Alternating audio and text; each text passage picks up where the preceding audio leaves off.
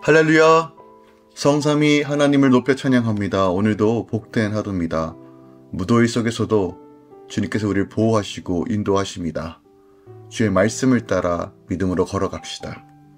7월 9일 화요일 아침 예배 성삼위 하나님께 올려드립니다. 오늘 하나님의 말씀은 골로새서 3장 12절부터 4장 1절까지입니다. 골로새서 3장 12절부터 4장 1절입니다. 그러므로 너희는 하나님이 택하사 거룩하고 사랑받는 자처럼 긍휼과 자비와 겸손과 온유와 오래 참음을 옷 입고 누가 누구에게 불만이 있거든 서로 용납하여 피차 용서하되 주께서 너를 용서하신 것 같이 너희도 그리하고 이 모든 것 위에 사랑을 더하라. 이는 온전하게 매는 띠니라. 그리스도의 평강이 너희 마음을 주장하게 하라. 너희는 평강을 위하여 한 몸으로 부르심을 받았나니 너희는 또한 감사하는 자가 되라. 그리스도의 말씀이 너희 속에 풍성하여거든 모든 지혜로 피차 가르치며 권면하고 시와 찬송과 신령한 노래를 부르며 감사하는 마음으로 하나님을 찬양하고 또 무엇을 하든지 말에나 일에나 다 주 예수 그리스도의 이름으로 하고 그 일을 힘입어 하나님 아버지께 감사하라. 아내들아 남편에게 복종하라. 이는 주 안에서 마땅하니라. 남편들아 아내를 사랑하며 괴롭게 하지 말라. 자녀들아 모든 일에 부모에게 순종하라. 이는 주 안에서 기쁘게 하는 것이니라. 아비들아 너희 자녀를 노엽게 하지 말지니 낙심할까 함이라. 종들아 모든 일에 육신의 상전들에게 순종하되 사람을 기쁘게 하는 자와 같이 눈가림만 하지 말고 오직 주를 두려워하여 성실한 마음으로 하라. 무슨 일을 하든지 마음을 다하여 주께 하듯 하고 사람에게 하듯 하지 말라. 이는 기업의 상을 주께 받은 줄 아나니 너희는 주 그리스도를 섬기느니라. 불의를 행하는 자는 불의의 보응을 받으리니 주는 사람을 외모로 취하심이 없느니라. 상전들아 의와 공평을 종들에게 베풀지니 너희에게도 하늘의 상전이 계심을 알지어다. 아멘. 하나님의 말씀입니다. 하나님께 택함 받은 자는 긍휼, 자비, 겸손, 온유, 오래 참음의 옷을 입고 그 위에 사랑의 띠를 매야 한다라고 권면합니다. 이는 우리가 평강을 위하여 한 몸으로 부르심을 받았기 때문입니다. 남편은 사랑의 언어를, 아내와 자녀와 종들은 복종의 언어를 해야 한다라고 우리에게 말해 줍니다. 오늘 본문은 우리가 새 사람이 된 성도, 즉 거듭난 주의 백성, 제자된 삶, 교회가 실천해야 될 덕목에 대해서 말하고 있습니다. 먼저 12절부터 14절까지는 하나님의 형상을 따라 새 사람이 된 성도는 하나님의 성품을 본받아 긍휼과 자비와 겸손과 온유와 오래 참음의 성품을 가져야 하며 이러한 성품을 가지고 성도 간에 서로 용납하고 용서하며 사랑함을 통해 연합하는 삶을 살라고 권면하고 있습니다. 네, 쌍둥이 서신 에베소서와 닮은 같은 말씀을 선포하고 있죠. 15절에서는 성도들은 그리스도의 평강이 마음을 다스리게 하며 감사하는 자들이 되어야 함을 교훈하고 있고요. 또한 16절부터 17절까지는 그리스도께서 성도들의 예배와 교제와 모든 생활의 중심이 되어야 한다는 것을 강조합니다. 그리고 18절부터 4장 1절까지는 다시 한번 우리 안에 복종과 사랑이 이루어져야 한다는 것을 말해주고 있습니다. 특별하게 재해군보는 하나님의 질서를 뒤바꾸는 것입니다. 은혜로 새 사람을 입은 우리가 하나님이 허락하신 자리에서 온전하게 섬기는 것, 거룩한 질서 가운데 거하는 것이 너무 중요합니다. 특별하게 복종의 언어를 사용해야 되는데 이 복종은 군사 용어로 복종하지 않으면 죽는 것과 같은 의미로서 주는 것입니다. 남편은 아내에게 사랑의 언어를 해야 됩니다.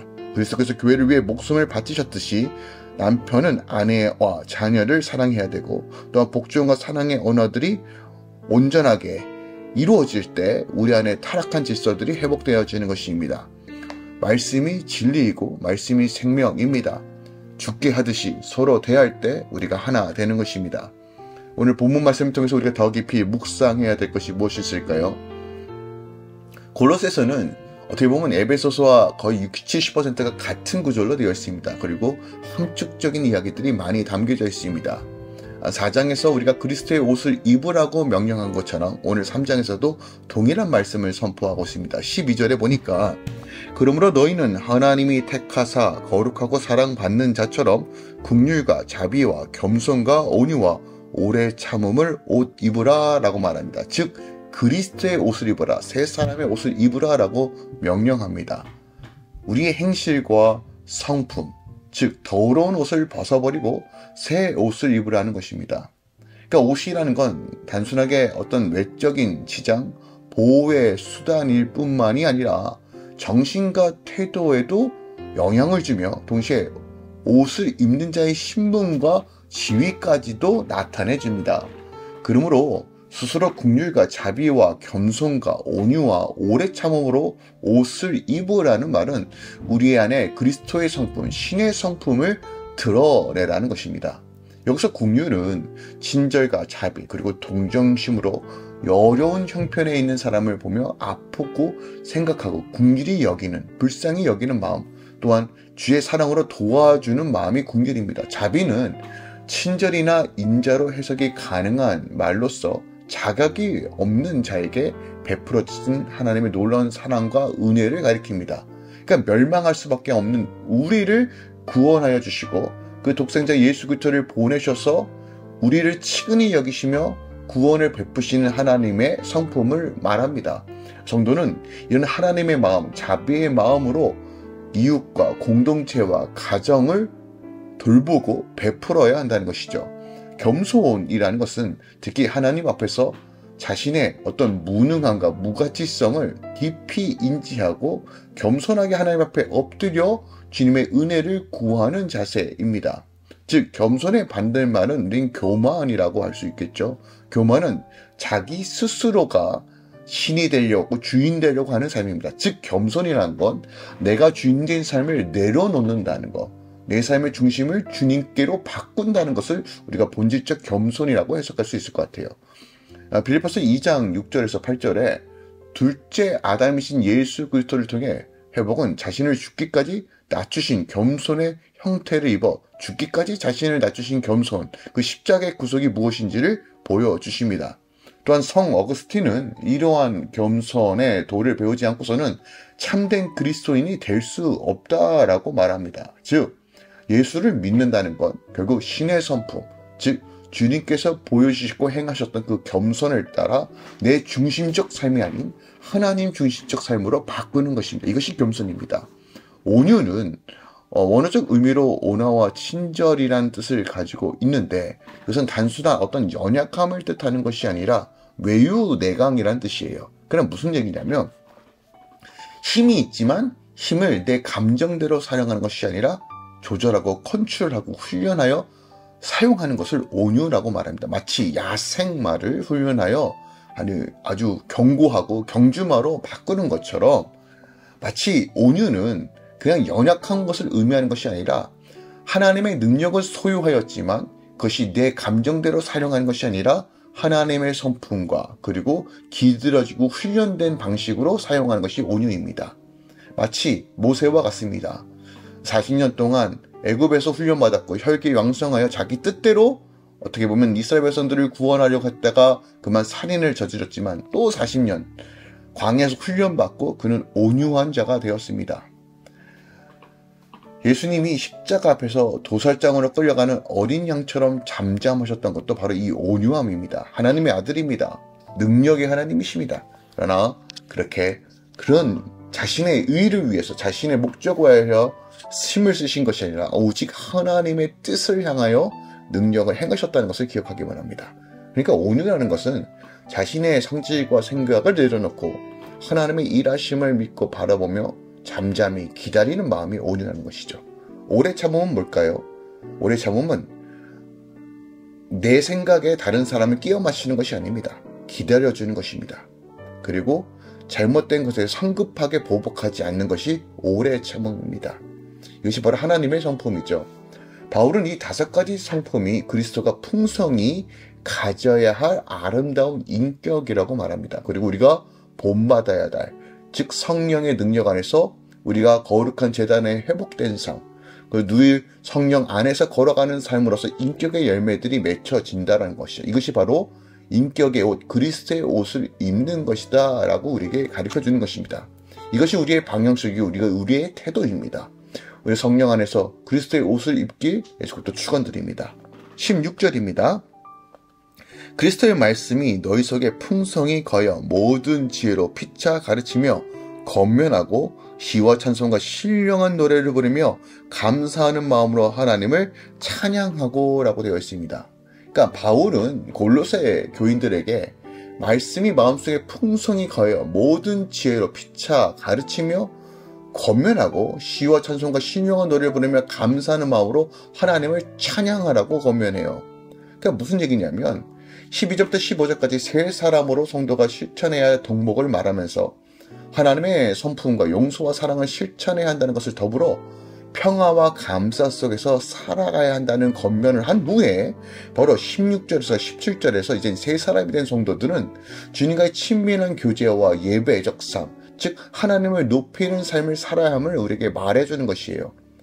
그리스도의 말씀은 그리스도께서 하신 말씀을 의미합니다. 즉 복음을 의미하고 또한 성경 그 자체를 말합니다. 하나님의 말씀은 하나님의 감동으로 된 책, 호흡으로 된 책입니다. 이 말씀이 내 안에 채워졌을 때 생명의 풍성함, 그 능력의 풍성함이 우리 안에 지배되는 것입니다. 그 구원의 감격이 회복되어지고 그 감격과 은혜가 내 안에 채워졌을 때 우리는 시와 찬미와 새 노래가 터져 나오는 것입니다. 이것이 새 노래요 구원받은 자녀들만이 할 수 있는 것입니다. 옛 자아가 꺾이고 내 안에 불순한 생각들이 꺾이고 생명의 말씀이 우리 자리 잡을 때 우리의 언어가 바뀌고 생각과 사상과 이념이 바뀌는 것입니다. 세계관이 바뀌는 것입니다. 그러므로 하나님의 말씀의 풍성함을 거하도록 사모하십시오. 갈망하십시오. 시편 119편 105절은 주의 말씀은 길과 방향이며 등불과 빛이라고 말합니다. 우리가 그리스도의 말씀 안에 거해야 돼요. 성도는 그 말씀 안에 거하는 것이 전부입니다. 말씀을 붙잡아야 돼요. 그것을 종교적 어떤 개념으로서 읽고 묵상하는 개념을 떠나서 이것이 나의 영의 양식이고 이것이 전부라고 우리가 믿고 바라보며 오늘도 말씀 가운데 가까이 가 내 안에 충만함에 거하여 늘 시와 찬미와 새 노래로 부르며 하나님 안에서 거하는 놀라운 은혜, 또한 그리스도의 옷을 입고 그리스도의 성품 가운데 풍성한 삶을 살아 내 안에서 역사하시는 그 그리스도가 드러나 이 땅 가운데 하나님이 하나님 되심을 증거하는 이 아침 되길 원합니다. 오늘 하루 우리가 주의 말씀에 거하고 우리 주 예수 그리스도 안에서 걸어가며 승리하는 삶 살길 소망합니다. 더 나아가 모든 것 위에 사랑을 더하라. 오늘 14절의 말씀처럼 이 우리 안에 넘치는 그리스도의 사랑이 흘러가 그 사랑으로 온전하게 하나 되고 또한 하나님의 기쁨과 샬롬을 증거하는 하루 되시길 예수 그리스도의 이름으로 축원드립니다. 기도하겠습니다. 사랑하는 주님 감사드립니다. 오늘 우리가 그리스도 안에서 택함받은 주의 자녀들이 어떠한 삶을 살아야 되는지 분명하게 가르쳐 주심에 감사합니다. 하나님의 그리스도의 사랑이 넘쳐나 시와 찬미와 새 노래로 부르며 우리의 말과 행실이 그리스도만 드러나는 삶 살게 하여 주시옵소서.